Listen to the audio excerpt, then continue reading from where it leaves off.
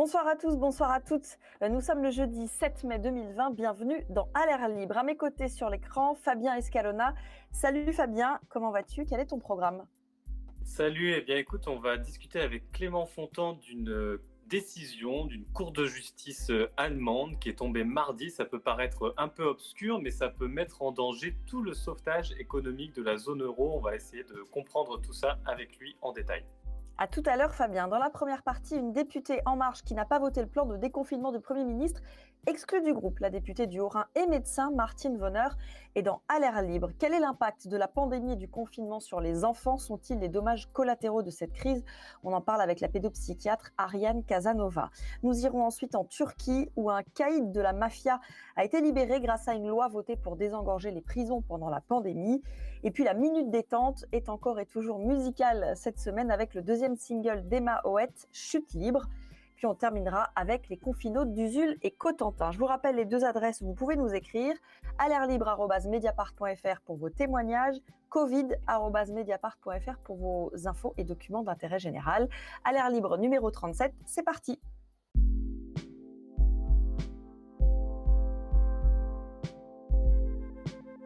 La République en marche est-elle susceptible à ce point? Lorsqu'il s'agit de santé publique, ne peut-elle souffrir aucune voix dissonante? Il semblerait que non, une fois de plus. Car une fois de plus, une députée de la majorité a été exclue du groupe LAREM pour ne pas avoir voté comme ses petits camarades. Son péché ultime, avoir voté contre le plan de déconfinement du Premier ministre. Martine Vonner est dans À l'air libre. Bonjour Martine Vonner. Bonjour. Vous êtes députée du Bas-Rhin et non pas du Haut-Rhin, comme je viens de le dire. D'abord, en quelques mots, comment vous sentez-vous après cette exclusion? Écoutez, pour moi, pour l'instant, aucune différence puisque, hier, j'avais été, convoquée, par le bureau, du groupe politique à l'Assemblée nationale. Mais dois dire que l'exclusion qui en a suivi, pour le moment, me laisse relativement de marbre puisque on se parle, je suis en effet dans le Bas-Rhin, dans cette région, une des régions les plus impactées par l'épidémie, avec toujours une préoccupation à la quasi-veille d'un déconfinement, pour la réussite de ce déconfinement. Donc la question brute du politique ou de la chose politique me laisse un peu indifférente. Je continue à me préoccuper avant tout de la santé des concitoyennes et des concitoyens. Vous êtes la seule à avoir voté contre le plan Philippe. Pourquoi avoir voté contre? De façon très simple, nous avons d'ailleurs appris le week-end qui précédait que ce débat allait remplacer le débat qui devait avoir lieu sur Stop Covid. Nous l'avons d'ailleurs appris, nous les parlementaires, par médias interposés, c'est toujours assez désagréable. Ensuite, s'il s'agit réellement d'un débat, le Premier ministre est venu s'exprimer devant l'Assemblée nationale, mais nous avons appris avec l'ensemble des Français qui pouvaient suivre en même temps la teneur du plan de déconfinement. Donc nous n'avions pas eu le temps d'en prendre connaissance. D'ailleurs, le président lui-même avait souhaité que le vote soit repoussé de 24 heures, ce qui n'a pas été fait. Et en découvrant ce plan de déconfinement, pour moi, vous l'avez reprécisé, je suis médecin, il était impossible qu'on reparte avec la même stratégie épidémiologique, en tous les cas, que durant cette première partie où malheureusement, en France, nous dénombrons beaucoup trop de personnes décédées du Covid. Donc, avoir un plan basé sur le trépied, protéger, on pourra peut-être reparler des masques, dépister, il faudra qu'on reparle des tests, confiner, dans quelles conditions, au moment du déconfinement, les personnes vont être isolées, on peut en reparler aussi, mais surtout, il me manque la partie de traitement. Or, nous avons suffisamment aujourd'hui de recul par rapport à toutes les études mondiales qui ont pu démontrer que tout l'intérêt d'un traitement en phase très précoce pour éviter justement que les patients soient décompensés sur le plan respiratoire notamment et, j'allais dire, soient obligés d'être orientés à l'hôpital. Nous avons toujours dans la région Grand Est des hôpitaux qui restent en tension, même si les services de réanimation commencent un tout petit peu à se vider. De Mmh. nouveaux patients arrivent encore à l'hôpital et pour réussir un déconfinement, il faut pouvoir libérer des capacités hospitalières. Mmh. À la fois pour permettre toujours une prise en charge qualitative de ces patients, mais aussi de toutes les personnes qui sont maintenant complètement laissées pour compte en matière de soins depuis le début de cette crise et qui ont renoncé aux soins, soit par peur d'être infectées en allant à l'hôpital, soit simplement parce que les capacités hospitalières ne permettaient pas de les accueillir. Mmh. Alors justement, à propos de traitement des patients Covid, vous êtes pour le droit des médecins à prescrire, l'hydroxychloroquine, vous l'avez dit dans Le Parisien, en avril. Ça non plus, ça n'était pas tout à fait dans la ligne du parti? Bah, ce n'était pas du tout dans la ligne du parti puisque, dès le vote, de l'état d'urgence sanitaire le 23 mars, 2 décrets ont été pris, ont été signés par le Premier ministre, en date des 25 et des 26 mars, interdisant la prescription par les médecins de ville de l'hydroxychloroquine. Assez incompréhensible puisque ce médicament était en vente libre sans ordonnance jusqu'au 15 janvier en France. Donc brutalement, cela devient un médicament dangereux.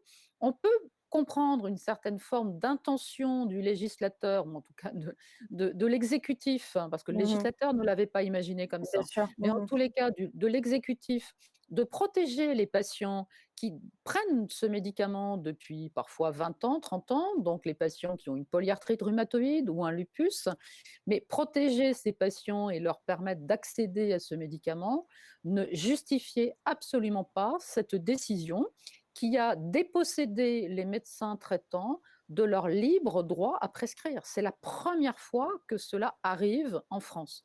Mmh. Donc, je fais partie en effet d'un collectif.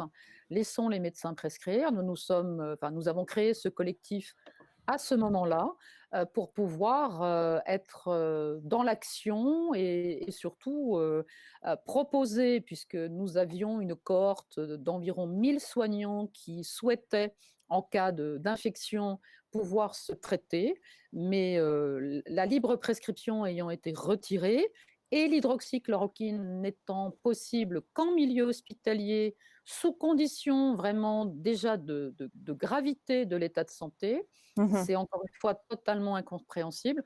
On aurait voulu démontrer en France que l'hydroxychloroquine était un mauvais traitement et ce qui a été dit d'ailleurs complètement de façon très fausse, c'est vraiment véritablement une fake news responsable de décès, on ne se serait pas débrouillé Mmh. autrement. Donc vous êtes médecin, hein, je l'ai dit, psychiatre, député du Bas-Rhin dans le Grand Est. Grosso modo, vous avez les cartes en main, je dirais, pour appréhender cette crise mieux que d'autres. En un mot, comment le gouvernement la gère, cette crise? Depuis le début, vraiment, je me questionne sur la façon dont le gouvernement court après, j'allais dire, sans anticipation. J'ai Mmh. été très étonnée parce que nous avons retrouvé des conduites à tenir extrêmement bien faites, des arbres décisionnels déjà aux mains des agences régionales de santé dès la mi-janvier. Donc que Mmh. s'est-il passé entre début janvier et les premières alertes et la première commande de masques qui a été réalisée début mars, il me semble, ou mi-mars, qui était d'ailleurs tout à fait inadaptée en nombre, puisque la Mmh. Direction générale de la santé n'a commandé que 1,5 million de masques, alors que nous sommes plus de 60 millions d'habitants en France. Donc déjà beaucoup d'interrogations et surtout un sentiment de non-maîtrise totale. Alors, Mmh. qu'on ne soit pas préparé à une pandémie, je veux bien l'entendre, sauf que, voilà, des ministres se sont succédés et des plans de lutte contre ce type de pandémie existaient Mmh. déjà depuis plusieurs années.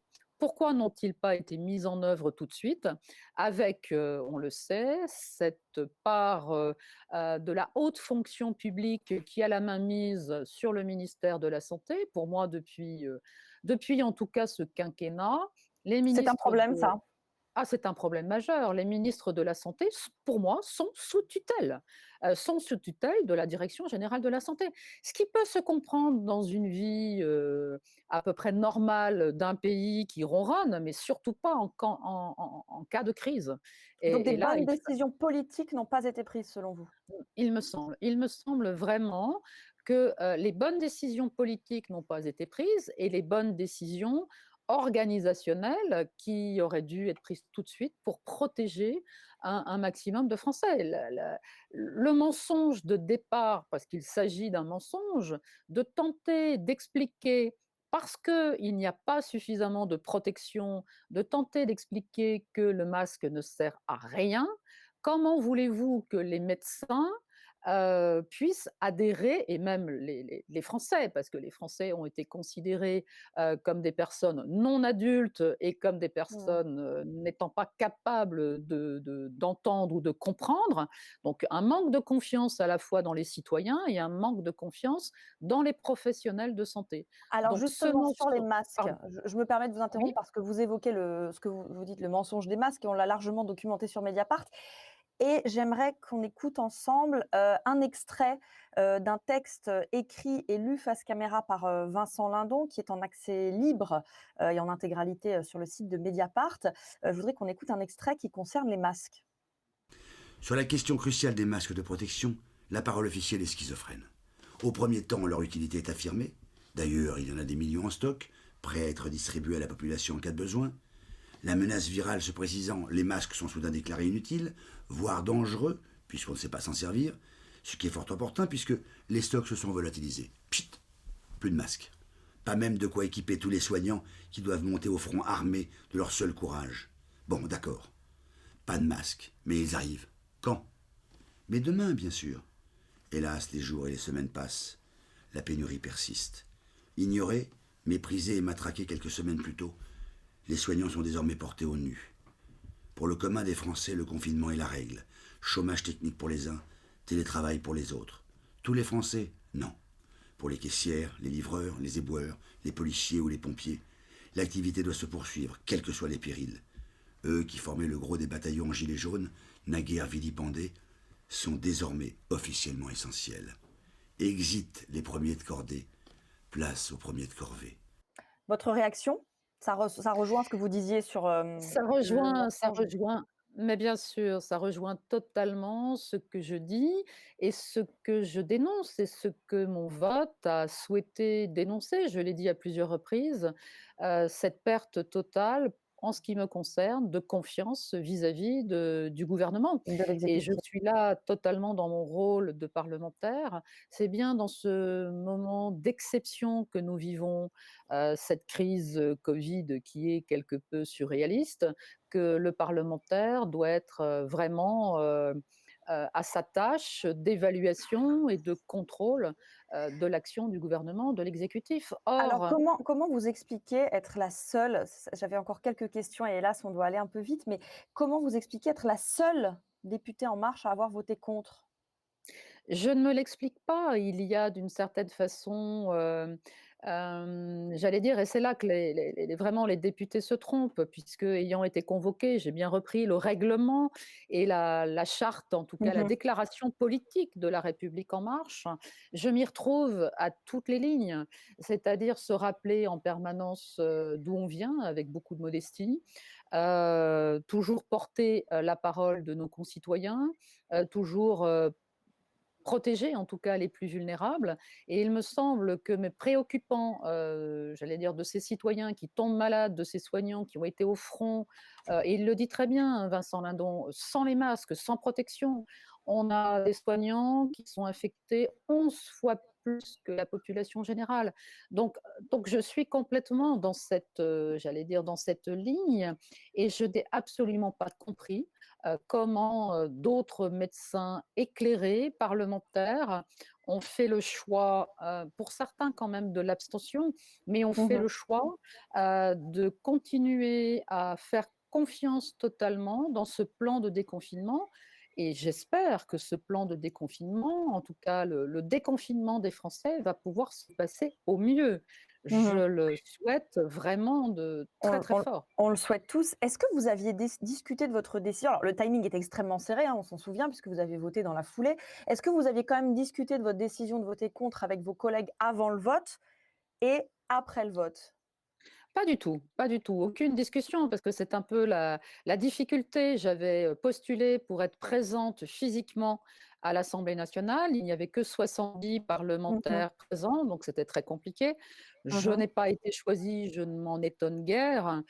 Donc pas de discussion avec mes collègues parlementaires. Par contre, une totale transparence avec, le ministère de la santé, avec, l'Élysée, puisque, j'avais très largement défendu, le protocole proposé par le collectif des médecins. J'avais eu Mmh. plusieurs discussions et plusieurs contacts directs même avec le président. D'accord, et vous disiez quoi au président et il vous répondait quoi? Ben en fait, on a eu un échange, et j'ai particulièrement apprécié quand il a, décidé d'aller se rendre en personne à l'IHU à Marseille. Mmh. Rencontrer le Il s'était professeur Raoult? Voilà, c'était pas une visite simple de courtoisie. Il a discuté, il a passé 3 heures avec le professeur. J'ai été étonnée puisqu'il y a été sans le ministre de la santé. Donc est-ce que en effet, on peut se poser des questions du phasage, en tout cas, ou de l'entente actuelle entre le gouvernement et l'Élysée? Je laisse ouvert cette question. Mais en tous les cas, j'avais pu échanger la veille, j'ai encore échangé après. Et d'ailleurs, dans son discours, je ne sais plus exactement à quelle date, je crois que c'était le 11 avril, en fait, il avait relancé les pistes de tous les essais Mmh. possibles, et de toutes les pistes possibles thérapeutiques. Ça a été un peu, noyé dans l'œuf, Mmh. hein, parce que on a vu de nouvelles études, mais qui encore une fois étaient tellement mal, montées, qu'elles étaient, destinées à être sans suite. Alors, je crois que c'était le 13 avril, c'est Oui, l'allocution pardon, le dont 13, vous oui, j'ai parlez, aucun mélangé, oui. problème. On va terminer cette interview par l'aspect politique des choses. Vous aviez voté non à la prorogation du glyphosate, contre la ratification du CETA, vous vous étiez abstenu sur la loi Asile et Immigration. Bref, vous n'êtes pas du tout Macron compatible. Pourquoi vous êtes resté dans ce groupe et pourquoi vous avez attendu d'en être exclu? Bah, il me Est-ce qu'il fallait semble pas au partir contraire. avant? Est-ce qu'il fallait pas partir et dire: «Je m'en vais, je suis pas d'accord avec beaucoup de choses»? Non, non, parce que vous avez cité en effet, tous les moments où j'ai voté, contre, Mmh. et où je me suis abstenue, mais il me semble toujours que c'est de l'intérieur, que la Mmh. voix peut être le plus facilement entendue. Alors je vous avoue qu'en ce moment, j'ai quelques doutes et là, de toute façon, je n'ai plus Mmh. de doutes à avoir Plus le puisqu'ils ont choix. Mmh. décidé, voilà, plus de choix puisqu'ils m'ont exclue. Mmh. Mais il me semblait que cet engagement, dès le départ avec une vision, qui prônait la diversité, on n'y est pas du tout. Et il y a 2 ans de la fin de nos mandats respectifs, il me semble qu'il eût été peut-être plus pertinent pour La République en marche de garder cette ouverture plutôt que de donner, et de prouver qu'en fait, nous Mmh. n'avons le droit que de voter que d'une seule voix. Et voilà, pas de en même temps. Dernière question, vous allez siéger où maintenant? Je lis ici et là que ça se joue entre le groupe socialiste ou celui de Liberté et Territoire, où siège également un ancien En Marche, Mathieu Orphelin. Alors, Réponse rapide. oui, bah, je suis non inscrite, depuis hier après-midi. D'ailleurs, j'ai vu avec quelle, vélocité, la décision a été prise, Ah ça. après cet entretien, devant le bureau, où Mmh. d'ailleurs j'aime à préciser que jusqu'à présent, seules des femmes ont été convoquées devant le bureau de La République en marche. Cédric Villani, qui s'est, démarqué, n'a jamais été convoqué. Donc ça a été très vite. Pour l'instant, je suis non inscrite et réellement, je vais me donner un petit peu de temps. J'ai eu quelques appels téléphoniques hier, fort sympathiques, mais je vais me laisser un petit peu de temps pour réfléchir, et Votre pour cœur rejoindre. balance, vers quel côté? Bah, mon Donnez-nous un cœur, indice balance et vous l'avez quand précisé même. tout à l'heure avec, les valeurs que je défends depuis le début, des valeurs très sociales, des valeurs de solidarité, des valeurs, teintées aussi, d'écologie puisque, très concrètement dans ma circonscription, je lutte contre le grand contournement ouest de Mmh. Strasbourg, qui est un projet, parfaitement inutile. Voilà, donc je pense que j'irai vers le groupe qui est en phase le plus juste avec, toutes ces idées. Eh bien, on en saura plus bientôt, j'imagine. Merci Martine Vonner, vous êtes médecin psychiatre, député du Bas-Rhin, ex-La République en marche. Et justement, on va parler à présent des effets de cette pandémie sur les enfants avec une pédopsychiatre.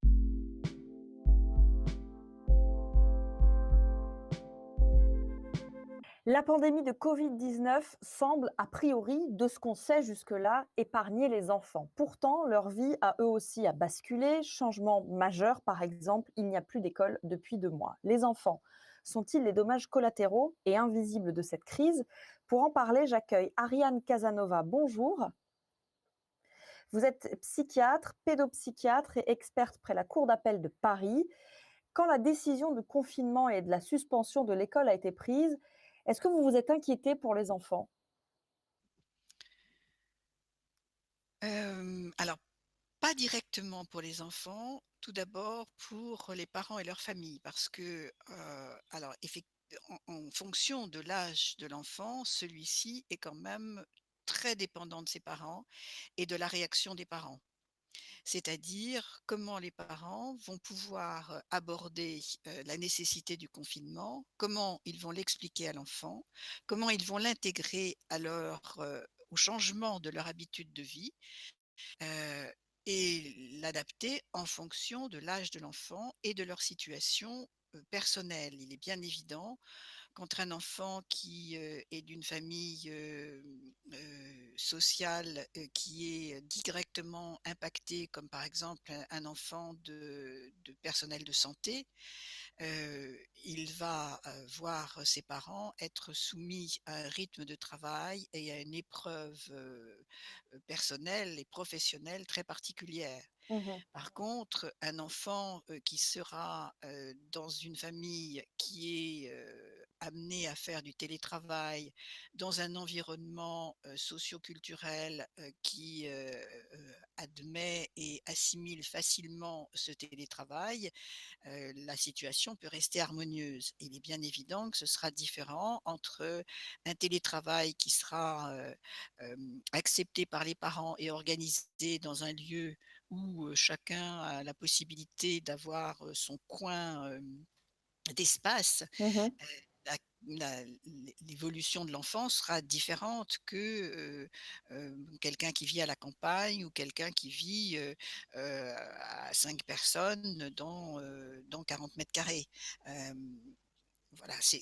c'est les impacts sociaux, je crois, auront une grande incidence sur la vie des enfants, mais également la façon dont les adultes auront pu se positionner et Ouais. accepter cette période difficile. Effectivement, c'est la même chose pour les adultes et les enfants. On ne vit pas, tous et toutes le confinement de la même manière en fonction d'où on se trouve. Mais est-ce que, de manière générale, d'ailleurs, quelle que soit la situation, sociale, ce confinement peut avoir, des effets, sur la santé mentale des enfants, même au-delà de la capacité, des parents à assurer l'école? Est-ce que l'ennui, l'absence de relation avec des amis, le manque d'espace, ça vous l'avez déjà dit, mais est-ce que ces paramètres-là peuvent influer et influer au-delà de la période de déconfinement, une fois même que les enfants seront déconfinés?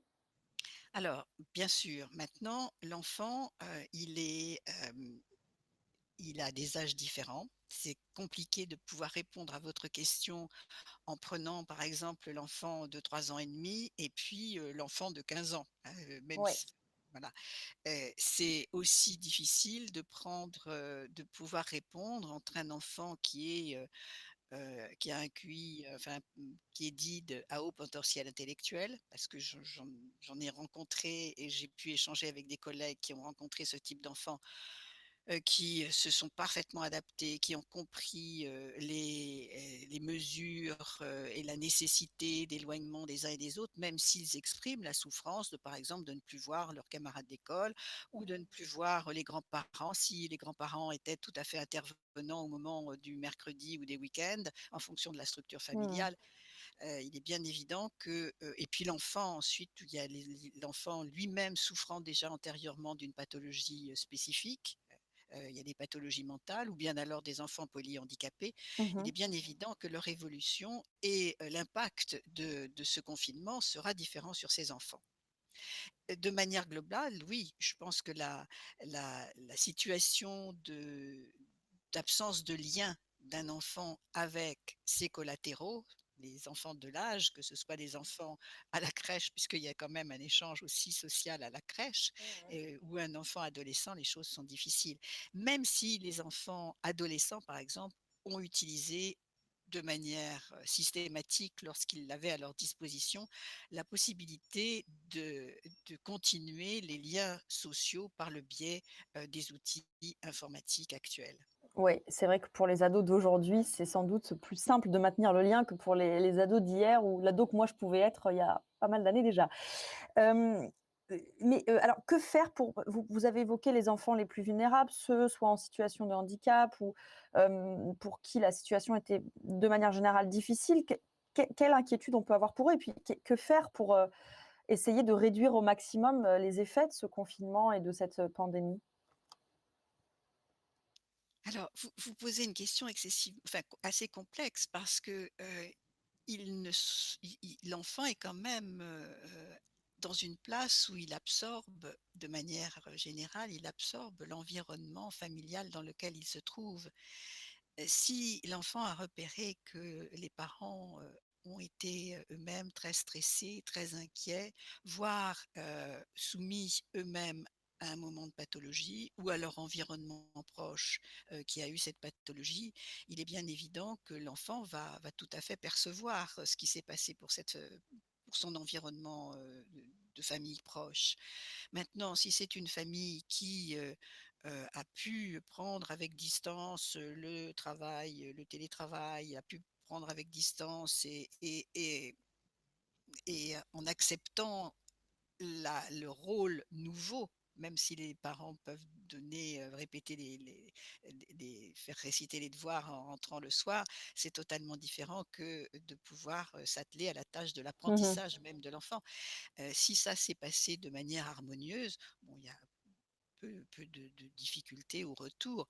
Si maintenant l'école elle-même a pu s'organiser de manière, harmonieuse et il semble qu'il y ait quelques différences entre, les établissements scolaires, aujourd'hui, et qu'il y en a qui sont plus ou moins confrontés à des difficultés pour réenvisager cette ouverture, donc voilà, l'enfant, il est il est impacté par, des facteurs multiples et qui, en fonction de sa propre capacité à pouvoir accepter, et comprendre, je crois faut pas hésiter à lui comprendre, à lui expliquer pour lui permettre de comprendre. Les enfants, si les mots sont utilisés, de manière simple, est tout à fait capable. Il ne faut pas penser que l'enfant, parce qu'il est jeune, est doué,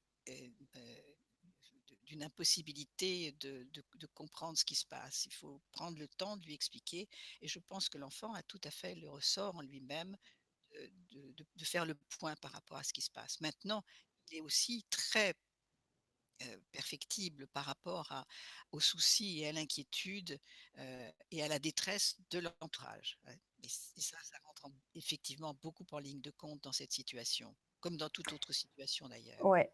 Hem, dans le monde, des pédiatres et des pédopsychiatres ont signé une tribune, qu'on va voir, et confiner ou déconfiner les enfants victimes invisibles de la pandémie. Ils écrivent notamment: «Pour que les enfants ne soient pas victimes de l'attention portée à d'autres urgences, il est urgent de mettre en place un suivi et une coordination des politiques sanitaires, médico-sociales et de protection sociale. Confinés ou déconfinés, ils risqueraient de rester, en l'absence d'une attention explicite, les victimes invisibles d'une pandémie qui a semblé les épargner tout en les frappant durement». Vous partagez ce point de vue? Sur un plan, heu, idéal, oui, tout à fait. Maintenant, sur le plan de la certaine réalité, du terrain, ce sont des perspectives et des projets, qui sont tout à fait pertinents, mais qui, dans la réalité pratique, peuvent être complexes, à mettre en place. Parce que? Parce que, d'abord, il faut que les équipes, qui, seraient à la disposition, dès qu'il y aurait le repérage d'un enfant et de la souffrance d'un enfant, qu'une équipe puisse y répondre. On sait qu'avant, la période de confinement, un certain nombre d'équipes de pédopsychiatrie, étaient, dans la souffrance de pouvoir, donner des rendez-vous, assez rapidement. Maintenant pour tout ce qui est de la protection des enfants et en particulier des enfants qui auraient pu souffrir des violences intrafamiliales et c'est vraiment quelque chose qu'il faut prendre en compte. Il est de manière, je dirais universelle, il a été reconnu qu'il y a eu une recrudescence des violences familiales, enfin violences intrafamiliales avec cette période de confinement. Alors là aussi, les intervenants sociaux, les intervenants judiciaires, donc la protection de l'enfance, la DAS, tous ces personnels-là vont être sollicités également. Ce sont des personnels qui étaient déjà excessivement sollicités, qui sont Mmh. toujours surchargés de travail. Les juges pour enfants dans certains tribunaux, et alors c'est vrai que je connais plus les tribunaux parisiens ou de la région parisienne, sont largement impactés par la recrudescence et l'importance des dossiers à saisir et à pouvoir gérer. Il est bien évident que la situation actuelle va venir aggraver déjà l'encombrement des tribunaux. C'est une question, effectivement de moyens, hein. Là encore, tout comme on l'a vu pour les soignants, là aussi Ah, ça c'est une c'est une question question de de moyens. fond, c'est une question de fond. C'est pour ça que les propositions qui ont été rédigées sont tout à fait pertinentes, importantes à prendre en compte, mais en même temps, il y a la réalité déjà antérieure à cette période, la réalité du terrain qui existait, hein, et qui est, il y avait la réalité hospitalière, il y a la réalité de la protection de l'enfance. Enfin, voilà, ce sont des réalités qui n'ont pas été gommées, mais qui vont être impactées de fait par du fait du confinement et du fait Ouais. de certaines réalités familiales qui vont Tout être. ça s'empire quoi, hein, on peut le dire Ah oui, simplement, tout ça s'empire. Les manques énormes de ces services d'aide à l'enfance sont oui, aujourd'hui, exacerbés, je pense qu'on peut le oui, dire. oui, oui. Oui, oui, et ça, pas seulement sur la région parisienne, hein. Je crois que, en ce qui concerne la pédopsychiatrie, il y avait de manière globale un état des lieux qui montrait la perte, voilà, du nombre de pédopsychiatres et des équipes aussi, la perte des équipes aussi de pédopsychiatrie. Et je remercie, Ariane Casanova. J'ajoute que, demain dans Mediapart, justement, édition spéciale sur l'enfance en temps de pandémie, vous pourrez lire, on en parlait, les violences, une enquête sur les appels au 119 qui explosent et ne sont pas toujours suivis d'effets, une enquête sur les mineurs isolés qui vivent un confinement particulièrement et injustement durci en Isère, et puis vous pourrez lire les paroles d'enfants placés, comment ils vivent ce moment. Merci Ariane Casanova, vous êtes psychiatre, pédopsychiatre et experte près la Cour d'appel de Paris. Merci et à bientôt. On part en Turquie.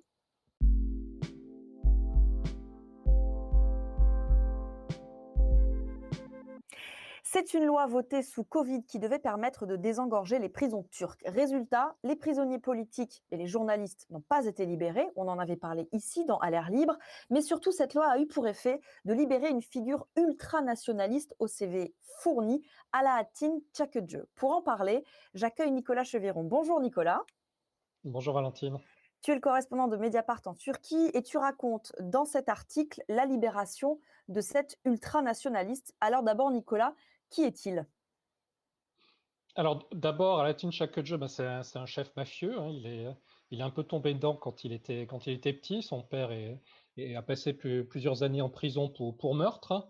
Lui-même, il s'est spécialisé très jeune dans l'extorsion de fonds, dans le recouvrement de dettes.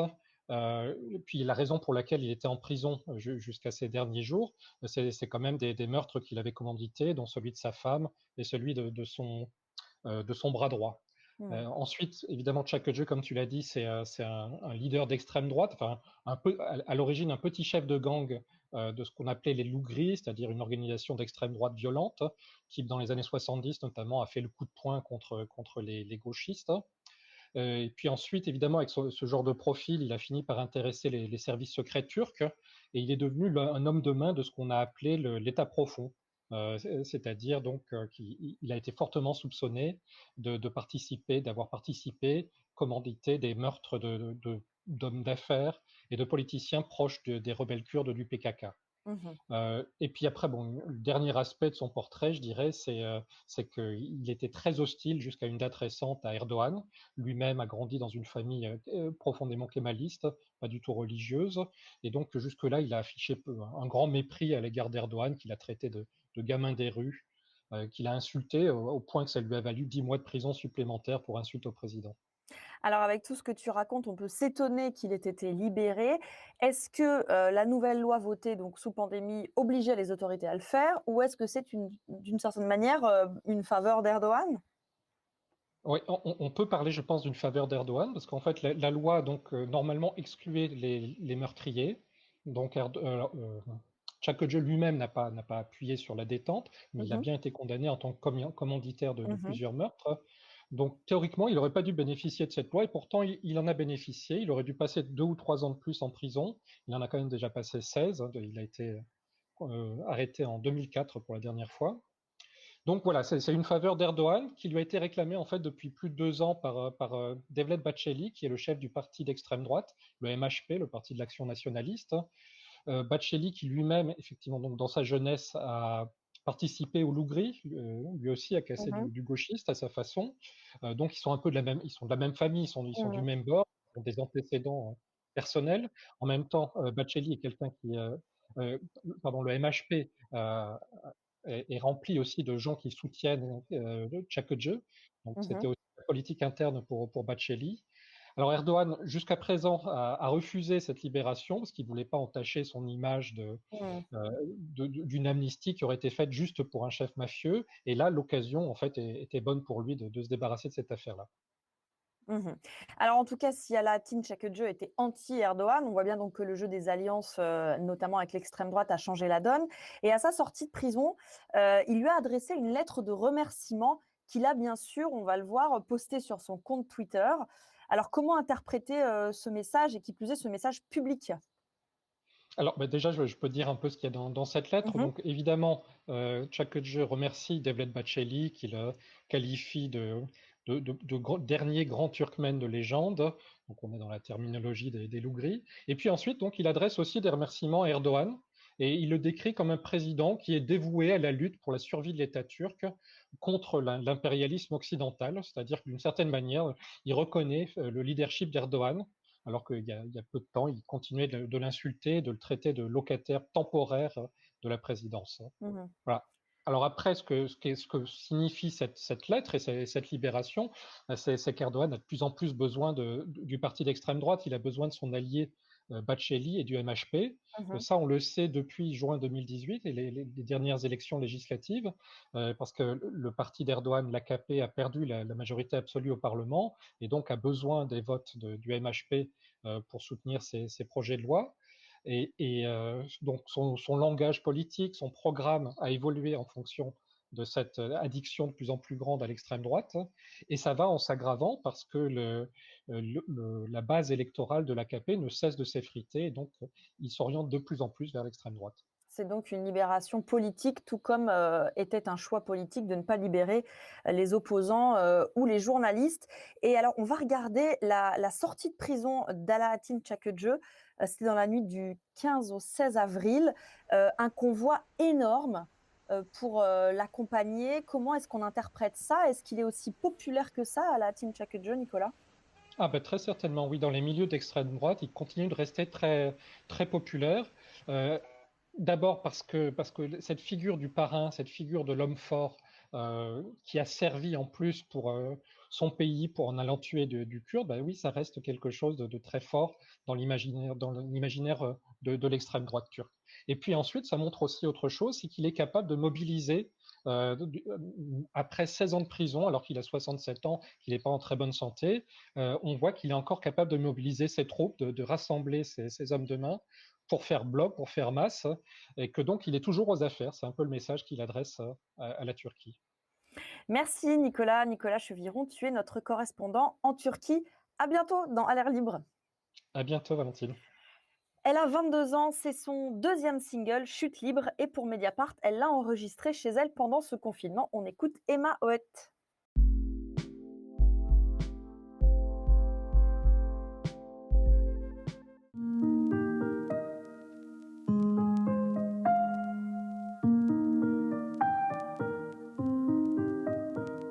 Ce matin au réveil, j'ai encore trop sommeil. C'était peut-être un mauvais rêve, mais je voudrais y rester. Y'a comme un truc pas clair, mais pas de quoi s'emballer. On sait tous que j'ai bien mieux à faire. Je vais lever, ça m'évite les problèmes. J'ai pas envie, c'est toujours les mêmes.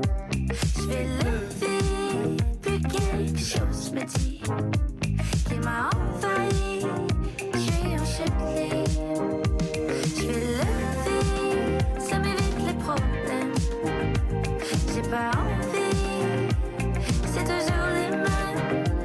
Je vais lever, puis quelque chose me dit qu'il m'a envahi. Je suis en chute libre. Parfois j'ai l'impression que mes sentiments me trompent. J'ose rien m'avouer, non je veux pas jouer. Mais maintenant je suis touchée et je sais plus quoi penser. Je préfère les mystères, bien trop solitaires. Je vais lever, ça m'évite les problèmes. J'ai pas envie, c'est toujours les mêmes. Je vais lever, puis quelque chose me dit qu'il m'a envahi. Je suis en chute libre. Je vais lever, ça m'évite les problèmes. J'ai pas envie, c'est toujours les mêmes. Je vais lever, puis quelque chose me dit qu'il m'a envahi. Je suis en chute libre.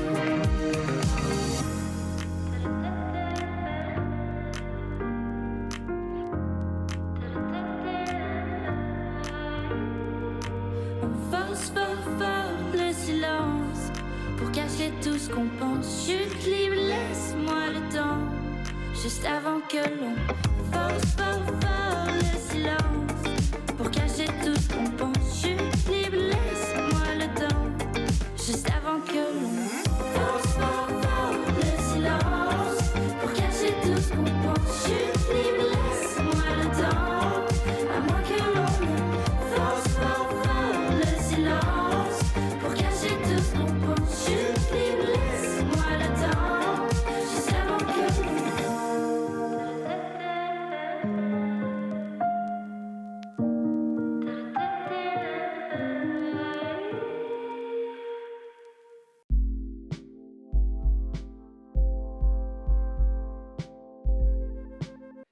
Est-ce qu'une cour inconnue du grand public peut faire vaciller tout le sauvetage de la zone euro qui est mis en œuvre depuis les années 2010 par la Banque centrale européenne et un sauvetage qui est appelé à se prolonger à la suite de la pandémie que nous vivons et de ses conséquences économiques.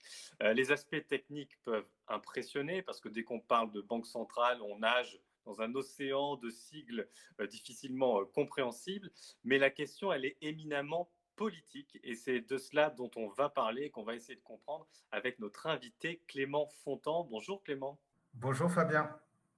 Alors Clément Fontan, vous enseignez les politiques économiques européennes en Belgique, à l'Université catholique de Louvain et également à l'Université Saint-Louis Bruxelles. C'est tout à fait ça. Voilà, alors vous étiez déjà venu nous voir dans les studios de Mediapart il y a quelques temps pour parler de la BCE et ici même dans l'air libre on a déjà évoqué beaucoup les politiques européennes, la difficile solidarité européenne à mettre en œuvre, que ce soit à travers l'affaire des Corona Bonds ou à travers toutes les autres politiques que pourrait mettre en œuvre la BCE, mais tout ça semble fragilisé donc par cette décision juridique tombée mardi 5 mai, donc Martine Orange l'a raconté sur Mediapart, on va voir son article, et elle raconte comment la Cour suprême allemande de Karlsruhe, les juges constitutionnels allemands, ont mis une sorte d'épée de Damoclès sur les programmes mis en œuvre par la BCE depuis les années 2010. Pourquoi cette épée de Damoclès ? Parce que cette Cour estime que tous ces programmes-là ne sont pas correctement justifiés, pas correctement contrôlés, notamment par la Cour de justice européenne. Alors, avant qu'on se demande si les juges allemands peuvent avoir la peau de l'euro, concrètement et de façon un peu posée, quel est le contenu précis de cet arrêt et pourquoi il est si important, pourquoi il est scruté par les acteurs économiques et judiciaires du monde européen. Alors, tout d'abord, le contenu précis de cet arrêt, il est encore en train d'être décortiqué parce que la plupart du commentaire juridique et politique actuel porte sur le communiqué de presse en anglais qui fait 4 pages, mais l'arrêt fait 110 pages en allemand. Donc, déjà, les réflexions que je vais vous livrer, la plupart des réflexions qui sont livrées sont sur le communiqué de presse. Donc, déjà, il faut garder cette petite limite en tête. Et alors, la conclusion principale de l'arrêt, elle est assez claire. Elle porte sur le programme de rachat de titres de dette souveraine, c'est-à-dire les programmes où la Banque centrale européenne va sur les marchés et rachète la dette des États, et plus spécifiquement, un programme qu'elle a mis en place depuis 2015 qui s'appelle le Asset Public Purchase Program, donc le programme de rachat de titres de dette d'État. Bon. Et alors, ce programme, ce qu'elle trouve à dire, la Cour constitutionnelle allemande, c'est que les banquiers centraux n'ont pas assez bien fait un exercice de proportionnalité. C'est-à-dire qu'en mettant en œuvre leur programme, selon la Cour constitutionnelle allemande, la Banque centrale européenne n'a pas assez prêté attention aux effets secondaires négatifs que ce programme pourrait avoir sur l'économie. Et en fait, ce que la Cour constitutionnelle allemande fait, c'est qu'elle ordonne, et ça c'est assez fort, donc dans le texte original allemand, c'est bien ordonné, même si la traduction anglaise est différente, mais dans le texte original allemand, la Cour de justice ordonne au Parlement et au gouvernement allemand de sommer la BCE à effectuer une meilleure étude de proportionnalité. Et si le Parlement et le gouvernement allemand ne trouvent pas que ces nouvelles justifications sont probantes, alors ils doivent aussi forcer la Bundesbank à se retirer du système européen des banques centrales et donc des programmes de rachat de titres de la Banque centrale européenne. Voilà, alors ça aurait des implications énormes, on va en parler, mais auparavant, c'est assez intéressant de regarder d'où vient cette décision, d'où vient cette bataille. Et si vous êtes la bonne personne, Clément, pour nous en parler, c'est parce que dans vos travaux, eh bien vous suivez depuis plusieurs années ces entrepreneurs de cause, comme vous dites, qui portent plainte, qui font des plaintes judiciaires pour contester l'action de la BCE en justice. J'ai retrouvé, juste avant qu'on se parle, un extrait de JT d'Euronews qui date de 2012, donc ça montre que c'est pas récent, ça fait au moins 8 ans, donc qu'il y a ce type d'action. On va regarder l'extrait et je vais vous laisser le commenter. Dès samedi, à Karlsruhe, des centaines de manifestants ont exprimé devant la Cour constitutionnelle allemande leur refus de cautionner les fonds de soutien européens et l'action de la BCE. À ce propos, un député conservateur allemand a déposé une nouvelle plainte concernant les fonds de secours européens, estimant que la décision de la BCE de racheter de la dette publique des États de la zone euro apportait un élément nouveau. Voilà, alors qui sont ces plaignants? Quels sont leurs réseaux, si j'ose dire? Alors, initialement, ces résistances contre l'intégration européenne de manière générale ont commencé en Allemagne au début des années 90 en protestation contre le traité de Maastricht. Donc, en fait, c'est les années 90, pour ceux qui ne sont pas habitués, et Maastricht, c'est 92. Pardon. Donc, un des premiers traités disons, centraux de l'intégration européenne, qui faisait vraiment aller l'intégration européenne plus loin, avec notamment, on actait la création de la zone euro. Donc, ce traité avait déjà été attaqué en justice par ce type d'acteurs. Alors, qui sont ces acteurs? Eh bien, le cœur de ces acteurs appartiennent à la frange radicale du parti conservateur allemand, la CDU. Et finalement, qu'est-ce qui se passe? C'est qu'ils n'arrivent plus à faire remonter leurs préférences et leurs revendications au sein du parti qui s'est définitivement aligné de manière favorable à l'intégration européenne. Et alors, pour arriver à faire vivre leur contestation, ils activent l'échelon judiciaire et vont porter plainte devant la Cour constitutionnelle allemande quant aux décisions qu'a prise la politique monétaire, quant aux décisions qu'a prise la Banque centrale européenne. Finalement, toutes les mesures monétaires non conventionnelles qui ont été prises par la BCE pour répondre à la crise ont été attaquées en justice par ce groupe d'acteurs-là. Alors, il y a une petite Oui. Ouais, il y en a un qui s'appelle Peter Goweiler, Tout à fait. qui est très, très important là-dedans. Tout à fait. Donc Peter Goweiler, c'est lui qui était un peu à la tête de la plainte contre le programme OMT, donc c'était un des programmes de rachat de titres de la BCE en 2012. Et ce qui est intéressant aussi, c'est qu'en fait, ce noyau dur d'activistes judiciaires, on va les retrouver comme membres fondateurs de l'AfD, donc le parti d'extrême droite allemand. Et va y avoir ensuite une co-construction très forte de cet activisme judiciaire ou de l'AfD, où l'un et l'autre vont emprunter leur réseau. Par exemple, Bernd Lucke, qui était un des cofondateurs de l'AfD, on le retrouve dans toutes les plaintes déposées auprès de la Cour constitutionnelle allemande envers les mesures monétaires de la BCE.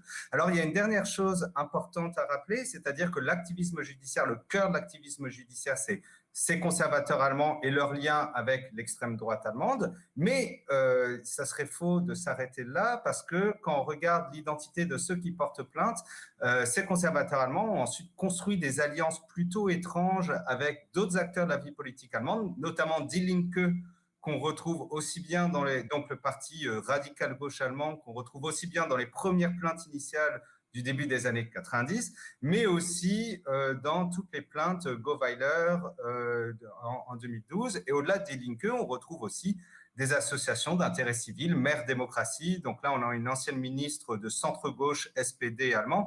Donc en fait, on a vraiment tout spectre partisan qui montre finalement que ce n'est pas qu'une question d'ultra-conservateurs allemands. C'est eux qui mènent le cœur de ce combat, mais il y a des alliances plus larges qui se font au sein de tout le spectre partisan en Allemagne. Ouais, ce qui montre aussi qu'une forme de culture orthodoxe en matière monétaire peut prendre assez large dans le champ partisan. Et dans l'extrait de reportage qu'on a passé, après plus loin, il était question effectivement de Die Linke. Il y a une autre dimension que vous vouliez évoquer qui est assez centrale, c'est-à-dire qu'il y a cet élément politique avec ces plaignants, mais il y a aussi la bataille qui se joue en fond entre la Cour de justice allemande et la Cour de justice européenne, qui est clairement visée là dans l'arrêt. Et ça, c'est fondamental, et ça va nous amener ensuite aux conséquences. C'est une bataille entre un juge qui défend un droit national et des juges qui défendent un droit européen. Et donc toute la question, c'est de savoir lequel prend le dessus sur l'autre, parce que l'Union européenne, après tout, c'est une construction juridique. Tout à fait. Et donc, l'Union européenne, c'est d'abord un système de droit et qui porte essentiellement sur les rouages macroéconomiques. C'est les principales dimensions de l'intégration européenne. Et c'est pour ça que c'était très important, dans le cadre de l'intégration européenne, que s'exerce une espèce de primauté du droit européen sur les droits nationaux, notamment dans le cadre d'harmonisation des marchés, etc., etc. Donc voilà, c'est important pour l'intégration européenne. Je ne dis pas que c'est important en soi. Voilà. Mais donc, il y a eu une primauté du droit européen qui a été un des éléments centraux de l'intégration européenne. Et finalement, la Cour constitutionnelle allemande qui s'est toujours retrouvée en décalage ou du moins en contestation de cette primauté. Pourquoi ? Parce que là, il faut se remettre dans le contexte allemand de l'après-guerre. Finalement, la construction de l'état de droit avec une cour constitutionnelle et une constitution nationale toute puissante et au-dessus de tout, c'était quelque chose d'extrêmement important pour la construction de l'espace démocratique allemand. Après le régime nazi, ça fait sens. Et ça s'est finalement institutionnalisé, cristallisé dans cette culture politique. Et c'est pour ça aussi qu'on a des frictions très fortes, du coup, entre la Cour constitutionnelle allemande et la Cour de justice de l'Union européenne depuis le début des années 90, pour savoir finalement, est-ce que la Cour constitutionnelle allemande s'accorde quand même un droit de regard sur la manière dont est respecté et défendu le droit européen. Et c'est vraiment la question de ce droit de regard qui est aussi centrale aujourd'hui, avec cette Cour constitutionnelle allemande qui finalement va contester l'interprétation faite par la Cour de justice de l'Union européenne des mesures de la Banque centrale européenne. Parlons des conséquences. Tout à l'heure, vous disiez, au fond, si les explications, les justifications ne sont pas faites de la Banque centrale européenne, la Cour de justice allemande pourrait également ordonner à la Banque centrale allemande de se retirer du système des banques centrales. On imagine mal comment l'euro pourrait survivre à ça. Alors, quels sont les scénarios envisageables ? Est-ce qu'on pourrait aller jusque-là et donc quasiment jusqu'à une remise en cause de la monnaie unique en soi. Qu'est-ce qu'il y a des scénarios peut-être moins durs et plus probables? Qu'est-ce qui est en train de se jouer là dans les semaines qui viennent? Alors, les signaux actuels sont plutôt positifs quant à une certaine stabilité sur la question de la zone euro. Pourquoi? Parce qu'en fait, donc c'est la Cour constitutionnelle qui ordonne au Parlement et au gouvernement allemand de mener une action en proportion, enfin de forcer la BCE à expliquer la proportionnalité de ses actions. Le ministre des Finances allemand a déjà déclaré qu'il était complètement satisfait des justifications fournies de manière antérieure par la Banque centrale européenne. La Commission, elle, a rappelé que le droit européen est primauté sur le droit allemand et donc il y a des possibilités d'attaque judiciaire de la Commission envers le gouvernement allemand si justement il y a une remise en cause trop forte de cette primauté-là. Et puis finalement, comment la Banque centrale européenne a décidé elle-même de réagir de manière un peu ironique, voire machiavélienne. Elle va finalement mettre la Bundesbank, donc la banque centrale allemande qui était plutôt du côté de la contestation de ces programmes de rachat de titres, parce que ça va contre leur culture monétaire avec une distinction très forte entre politique monétaire, politique fiscale, risque de l'inflation, etc., etc. Donc la Bundesbank était plutôt opposée à ces programmes de rachat de titres-là, mais finalement, et ça montre peut-être qu'ils sont plutôt en position minoritaire au sein du système européen des banques centrales, a priori, la Banque centrale européenne va forcer la Banque centrale allemande à justifier le programme auquel elle était opposée, donc à la Cour constitutionnelle allemande. Donc, c'est plutôt ce genre de jeu qui risque de se dérouler. Et moi, j'imagine mal la Banque centrale européenne se justifier directement auprès de la Cour constitutionnelle allemande, car ça ouvrirait la porte à finalement tout type de contestation de l'ensemble des cours constitutionnelles européennes. Et donc, ça rendrait la pratique de la politique monétaire quasiment impossible si, dès qu'une décision est prise, il y a une attaque en justice d'une Cour constitutionnelle nationale, on voit mal la possibilité de continuer à mettre en œuvre une politique monétaire au sein de la zone euro. Alors, vous nous dites qu'un dérapage terrible pour l'euro est peut-être pas le plus probable. Néanmoins, quand on voit fleurir toutes les propositions d'aller plus loin en fait dans les politiques non conventionnelles de la BCE, certains parlent de drone monétaire, donc distribuer de l'argent directement au public, voire aux États, etc. Toutes ces réformes-là, est-ce qu'elles ne deviennent pas totalement illusoires quand on voit le climat de suspicion qu'il y a à l'égard de l'action de la BCE?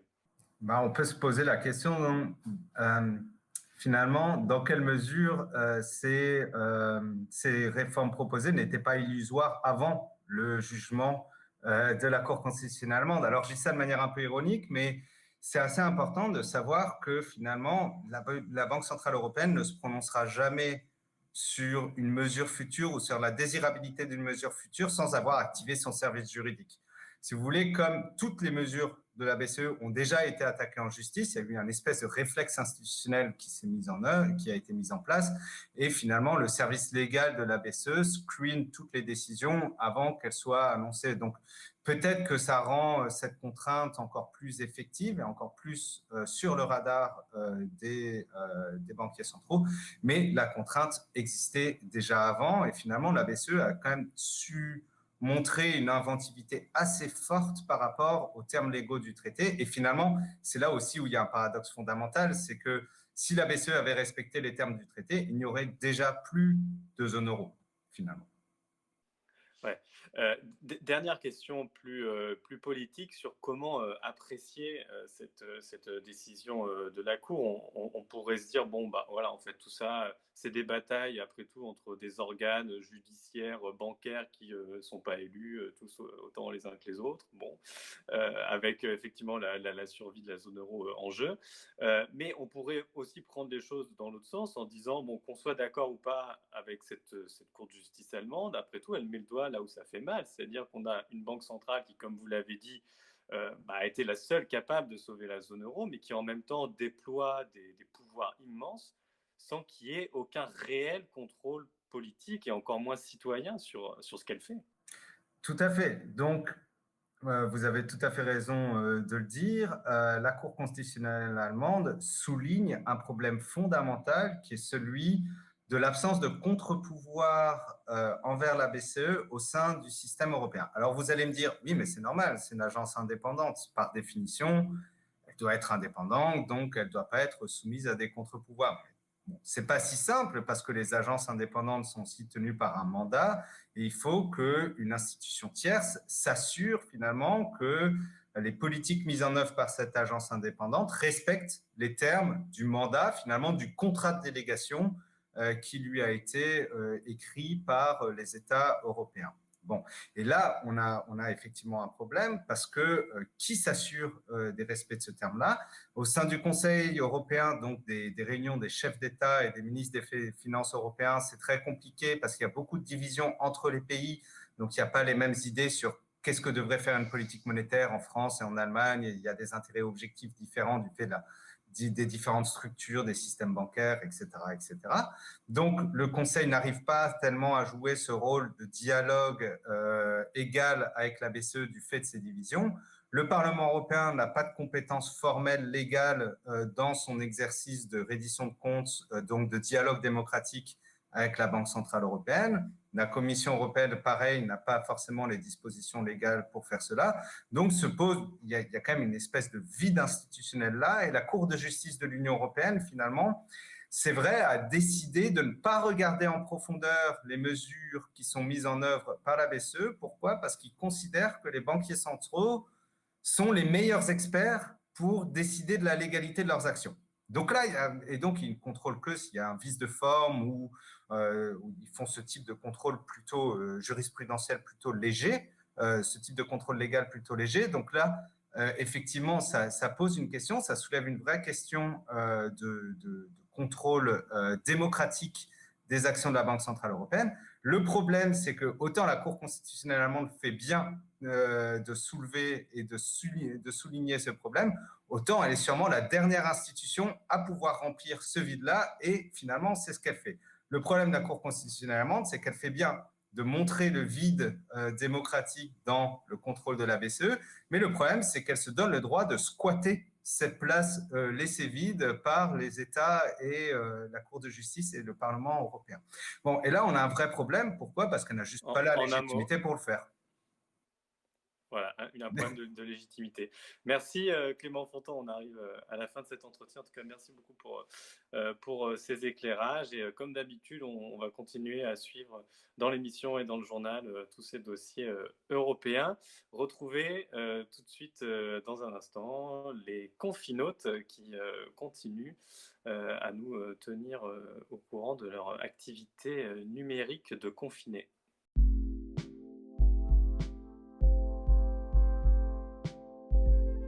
Tu m'entends? Ouais, t'as vu, c'est déjà le dernier épisode? Ah bah y'en a qui voudraient qu'on continue, qu'on fasse les déconfinautes.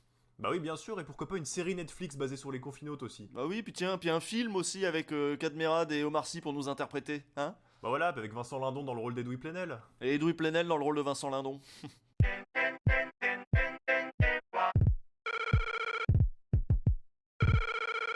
Alors, vous allez bien? Vous avez fait une tribune, vous? Ouais, parce qu'il faut faire une tribune, hein, ou du pain.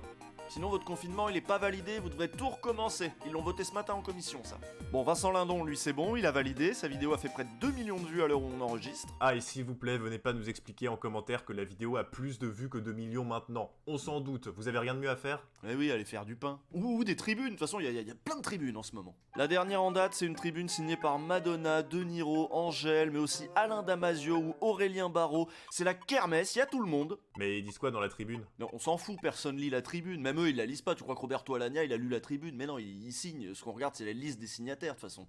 Bah attends, je vais regarder du coup la liste des signataires. Alors, Nana Mouskouri, Bernard Lavillier, Joachim Phoenix, oh putain, il y a Raphaël. Eh oui, Raphaël, il a tout compris au confinement. On n'aura jamais autant entendu parler de Raphaël. Il a donné un blouson pour la tombola, il s'est engueulé avec sa femme sur internet, il a participé à la chanson nulle. Putain, mais même à l'époque de Caravane, il saoulait pas autant. Et puis pourquoi il donne sa veste pour une tombola? Pourquoi pas sa chemise pendant qu'il y est? Ah bah non, ça il peut pas. Ah pourquoi? Parce que je n'ai plus de chemise. Bon, pendant le jingle, j'ai lu la tribune. Tu lis vite, hein? Ouais, bah c'est pas long, hein, ça fait 10 lignes. Ouais, c'est bien au moins. Bah, ils disent pas bourgeois, donc déjà ça c'est nul. Ils disent qu'il faut s'extraire d'une logique intenable et du consumérisme. Ah bah si seulement il y avait un nom pour qualifier cette logique intenable. Eh oui, bah alors on va vous aider un petit peu, les enfants, c'est le Capybara, capillaire, Capitaine Kirk. Comment on en est arrivé à ça là, des trucs aussi mous, aussi vides? Il y a 2 jours c'était l'anniversaire de Karl Marx, il se retournerait dans sa tombe si son spectre était pas occupé à hanter l'Europe là. Ah bah j'ai mon prédicteur de commentaires qui s'affole. En fait c'est un plugin qui me permet de lire les commentaires du futur. Bah si vous êtes pas content, vous avez qu'à l'écrire vous-même cette tribune, bande de nigauds. D'abord vous vous attaquez à Crève-Cœur, ensuite ça, je me désabonne. Gilles. Ah oui c'est précis hein, ton truc. Bon bah très bien, on va faire une tribune tous ensemble. Tu préfères pas qu'on fasse du pain plutôt? Non, on fait une tribune et après on la fait signer à Raphaël. Alors pendant le jingle j'ai écrit ma tribune. Ouais t'écris vite. Ouais, alors attends, je te lis, ça s'appelle « En finir avec le capitalisme parce que quand même à un moment c'est bon quoi ». Il faut en finir avec le capitalisme, non parce que bon, ça va, les bourgeois qui se gavent là, hein. À un moment bon quand même, je voudrais pas dire, mais quand on voit ce qu'on voit, ça suffit quoi. Je veux dire, on voit bien, partout, et surtout en ce moment, c'est de pire en pire. On le sait, c'est écrit dans plein de livres, alors faut pas déconner. Donc on arrête les conneries, parce qu'on vit dans une société, et la planète, tout ça, c'est pas joli. Réveillez-vous les gens. T'en penses quoi? Bah putain, ça m'a ouvert les yeux. Ouais? Bon, bah j'en ai fait une pétition, le lien est dans la description. Bah ça je pense que ça peut changer la donne. Bon, t'as fait quoi pendant le jingle cette fois? Et bah je suis allé faire signer la pétition à Raphaël, et bah il était turbo chaud. Ah bon, pourquoi? C'était le dernier épisode, voilà, on a bien charbonné là, je crois que chaque vanne a été recyclée au moins 2-3 fois. Ouais, c'est bien, c'est éco-responsable. Ouais, donc on se quitte là, bon déconfinement, merci d'avoir suivi ce format, merci pour vos commentaires. C'était un format un petit peu plus léger, on n'a pas voulu faire dans les grandes théories. Non, là on était plus dans le jambon, le fromage, les utopies concrètes. Au revoir les gens. Salut.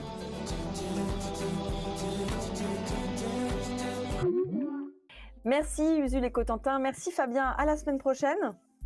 Merci, à la semaine prochaine. Car demain, pas d'émission, on se retrouve donc lundi. D'ici là, écrivez-nous à l'artlibre@mediapart.fr. Abonnez-vous si vous en avez les moyens. Bonne soirée à toutes et à tous.